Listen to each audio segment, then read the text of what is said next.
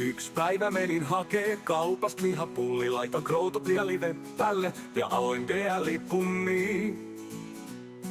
Aksu näki, kun safkasin mun lihapulli. Se halusi, et annan sille ja tarjos mulle sen kulliin. Laitettiin Aksun kapulla, tuli vink vink. Herättiin yöllä, kun lihapulla tuli meidän uniin. Kaikkia lihapullia mä menin vastaan. Sen jälkeen mä pistin ne mun pieneen vatsaan. Ja sen jälkeen ruokaleponat saa. Ja sen jälkeen mä meen pötölle päätää paskaa. Se on niin paljon, niin paljon, niin paljon lihapullistakin. Lihapullat niin helvetin miastuvia, ettei Aksu anna niitä edes vaikka tarjoaisi naiskuvia.